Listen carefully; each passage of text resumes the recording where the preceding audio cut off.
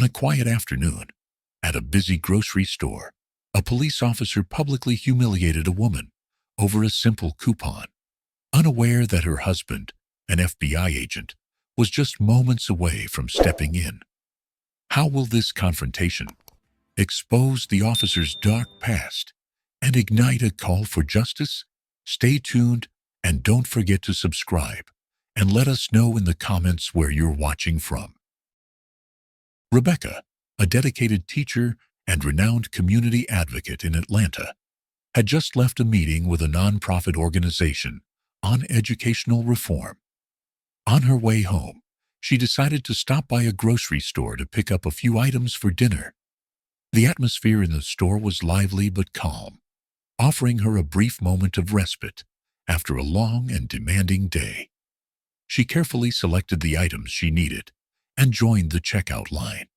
With a small smile, Rebecca handed her coupons to the cashier. As she waited for the cashier to scan her items, a deep, authoritative voice called out from behind her. "Let me see those coupons," a man in a police uniform demanded. His name tag read, Trevor Banks. Rebecca turned to face him, her eyes filled with surprise. "They're valid," she replied calmly, trying to maintain her composure. Banks stepped closer, a smirk spreading across his face. "People like you are always trying to game the system," he said coldly. Rebecca stood firm, facing Officer Banks, her gaze unwavering despite the hostility emanating from him. The store felt eerily silent as all eyes turned toward the unfolding confrontation. Some bystanders looked uncomfortable, unsure of how to react, while others stayed rooted in place, seemingly curious about what would happen next. Banks stepped closer, reducing the already shrinking distance between them, his voice cutting through the air. "Who do you think you are to argue with me?" he demanded, loud enough for everyone to hear. "These coupons are fake. I don't need to check to know that. I've seen this trick too many times." Rebecca took a steadying breath, trying to hold on to her calm. "I haven't done anything wrong," she replied, her voice steady but with a slight tremor. "These coupons are legitimate, and I just want to pay for my groceries like any other customer." Banks sneered, his disdain evident. "People like you always find ways to cheat the system. Save us all some time, and put your stuff back before I make this official." The cashier hesitated, glancing nervously between Rebecca and Banks. Other shoppers began whispering, their voices a low hum of uncertainty and judgment. Rebecca felt the weight of their stares, but she refused to back down. She met Banks' gaze, her resolve firm. "You have no right to speak to me that way," she said firmly. "I've done nothing wrong, and you're out of line." Banks narrowed his eyes, clearly irritated by her defiance. "I am the law here," he said mockingly, "and I'm telling you, you're not welcome." The store seemed to hold its breath as Rebecca stood her ground, the tension palpable. Just as Banks was about to take another step closer, the store's doors swung open. Daniel, Rebecca's husband, walked in with a purposeful stride. Dressed sharply in a dark suit, his presence was commanding and immediately shifted the energy in the room. His eyes quickly scanned the situation, and when they landed on Rebecca, a flicker of relief passed over her face. Banks turned to see Daniel approaching. "Who are you?" he asked, his tone still laced with false authority, though now tinged with uncertainty. Daniel stepped between Banks and Rebecca, his hand resting reassuringly on her shoulder. His voice was calm, but carried an unmistakable edge. "I'm Daniel, her husband," he said, locking eyes with Banks, "and I'd like to know why you're harassing my wife." Banks hesitated, momentarily thrown off balance. "I'm not harassing anyone," he said defensively. "I'm just doing my job." Daniel's gaze didn't waver. "Then you won't mind if I stay to make sure you're doing it properly," he replied sharply. Banks's confidence faltered, as the power dynamics began to shift visibly. Daniel's calm but authoritative presence immediately changed the atmosphere in the store. Rebecca could feel the tension in her chest ease slightly as her husband stepped between her and Officer Banks. The officer's posture stiffened, and his once smug demeanor began to crack as Daniel's sharp, calculating gaze locked onto him. "I'm going to ask again," Daniel said, his voice steady but firm. "Why are you harassing my wife over legitimate coupons?" Banks hesitated, his eyes darting toward the growing crowd of onlookers, many of whom now had their phones raised, recording the exchange. He straightened his shoulders and attempted to regain control. "I'm not harassing anyone," he said, his voice louder than necessary, as if trying to convince both Daniel and himself. "She was acting suspiciously.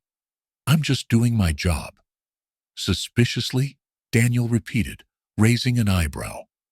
His tone was sharp, each word deliberate. "Buying groceries with valid coupons is suspicious to you?" Banks's face reddened, his bluster faltering. "Look," he stammered, "I don't know who you think you are, but I'll tell you exactly who I am." Daniel interrupted, his voice cold and unyielding. He reached into his pocket and pulled out his badge, flipping it open for everyone to see. "I'm Daniel Carter, FBI Special Agent. Now, do you want to continue this conversation, or should we involve your precinct and internal affairs?" The room went silent. The weight of Daniel's authority pressed down on the situation, like a hammer. Banks's bravado dissolved, replaced by visible unease. "That won't be necessary," Banks muttered, his voice barely audible. Daniel took a step closer, closing the distance between them. "I think it is necessary," he said, his voice low but firm, "because I've been watching how you've been treating my wife, and it's clear you're overstepping your authority. If you think I'm going to let this slide, you're mistaken." Banks's eyes flickered with fear as he glanced around at the growing crowd, the judgment in their expressions undeniable. He took a step back, raising his hands defensively. "I didn't mean anything by it," he said weakly. "It was just a misunderstanding." "A misunderstanding?" Daniel asked, his voice sharp. "You accused her of fraud. You humiliated her in front of all these people. That's not a misunderstanding. That's abuse of power." Rebecca, who had been quiet until now, stepped forward, her voice steady and clear. "I've faced people like you before, Officer Banks," she said. "You think your badge gives you the right to treat people however you want. But not today." The crowd murmured in agreement, the phones still recording every moment. Banks, now visibly shaken, stammered, I didn't mean to cause any trouble." "But you did," Daniel said, his tone final.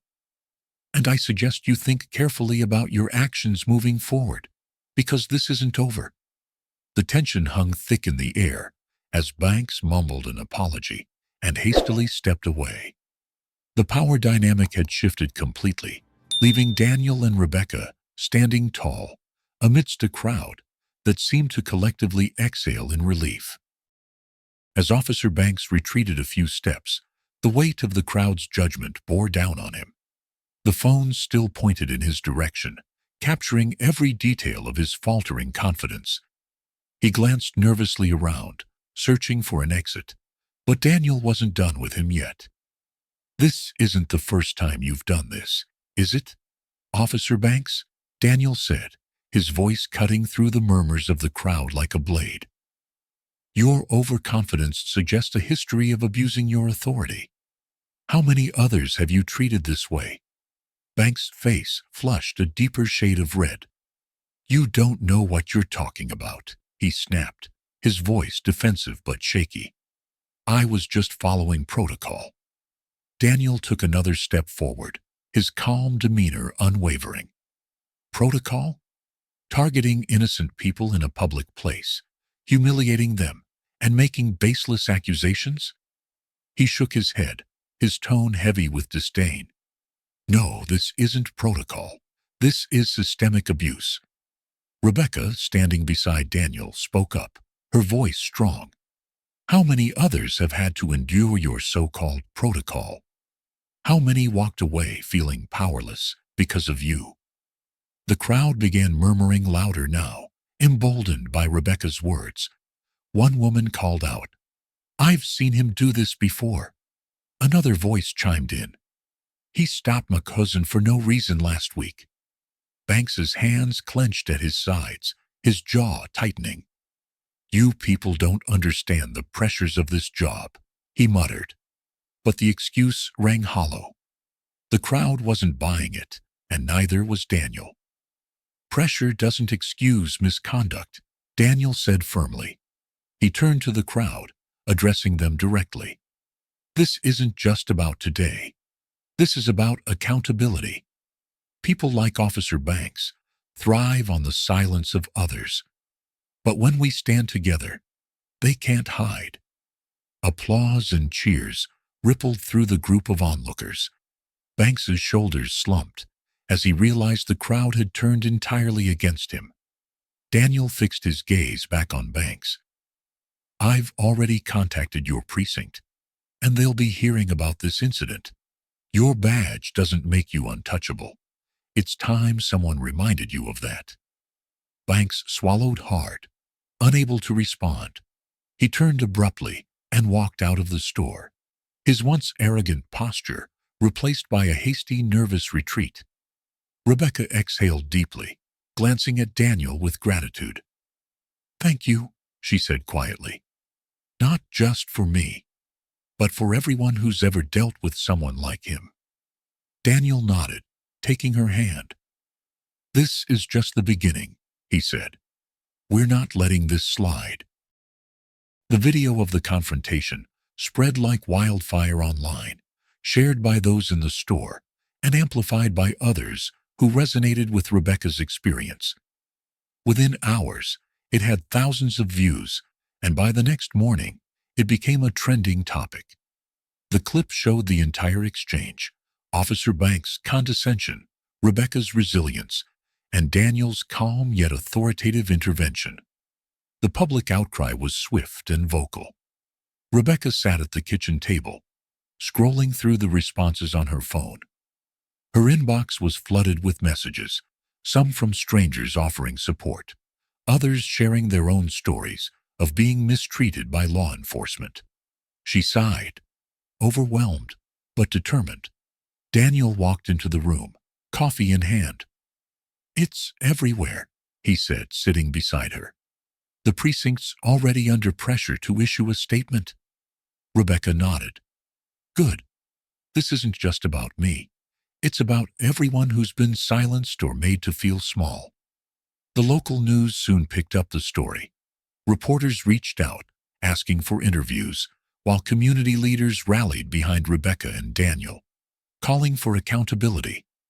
The grocery store incident had become a catalyst for a larger conversation about systemic abuse and the need for reform.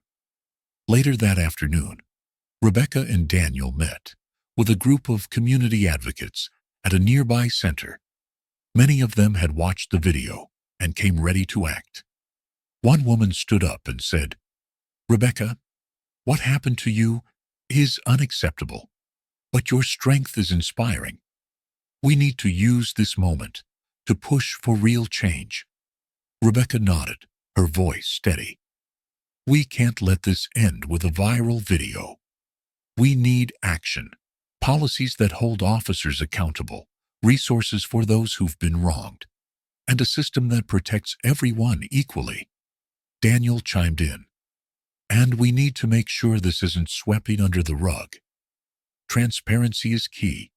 That's why I've started collecting evidence on Officer Banks' past misconduct. He's part of a larger problem, and we're going to expose it." The room erupted in applause, the energy palpable. It was no longer just Rebecca and Daniel's fight. It was a collective mission. That evening, Rebecca sat beside Daniel on their porch, the city lights flickering in the distance. "Do you think this will make a difference?" she asked softly. Daniel squeezed her hand. "It already has. But this is just the first step. We're in this together." Rebecca smiled, feeling a renewed sense of purpose. She knew the road ahead would be challenging, but for the first time, it felt possible to make lasting change. In the weeks following the incident, Officer Banks was placed on administrative leave, pending an investigation. The department, under intense public pressure, announced a formal inquiry into his behavior and the systemic issues revealed in the aftermath. Rebecca and Daniel's efforts had sparked a movement, and the community was rallying around them. One afternoon, Rebecca and Daniel met with a local journalist who had been covering the story. The journalist leaned forward, her notepad filled with scribbled notes.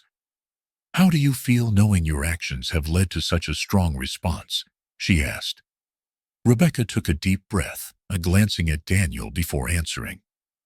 "It's not about us," she said firmly. "It's about the people who've been silenced for so long.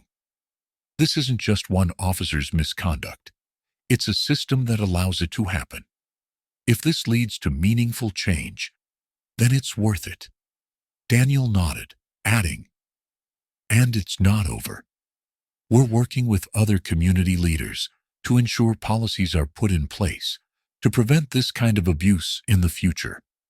Accountability doesn't stop at one investigation. That evening, the police department released a statement acknowledging the growing evidence of misconduct tied to Officer Banks and a few of his colleagues. The announcement promised transparency, but Rebecca and Daniel remained cautious. "We can't let them sweep this under the rug," Daniel said as they watched the news. "We need to keep the pressure on." Rebecca agreed. "This is a victory, but it's just the beginning. We owe it to everyone who came before us to see this through." As the sun set that evening, Rebecca and Daniel sat together, watching the community they loved begin to change. It wasn't the end of their fight, but it was a moment to reflect on how far they had come and how much further they could go. The story of Rebecca and Daniel is a powerful testament to the impact of standing up against injustice and the importance of collective action. Through their courage, they not only confronted Officer Banks, but also exposed deeper systemic issues, igniting a movement that inspired others to speak out. What began as a humiliating moment for Rebecca turned into a pivotal fight for accountability and justice, proving that even in the face of adversity, resilience and unity can bring about meaningful change. Rebecca's experience became a rallying cry for her community. With Daniel's support and her own determination, she turned the incident into an opportunity to advocate for transparency and reform in law enforcement. She began working with local leaders, pushing for policies that emphasized accountability and protected vulnerable communities from abuse of power. The viral video of their confrontation was more than a moment of reckoning. It became a symbol of hope for many who had endured similar treatment but lacked a voice. For Daniel, the experience reinforced his belief in using his position to bring about systemic change. His investigation into Officer Banks uncovered not just individual misconduct, but a network of corruption within the department, sparking a broader inquiry that led to tangible reforms. Together, Rebecca and Daniel demonstrated the power of standing firm in the truth and leveraging collective strength to challenge systemic oppression.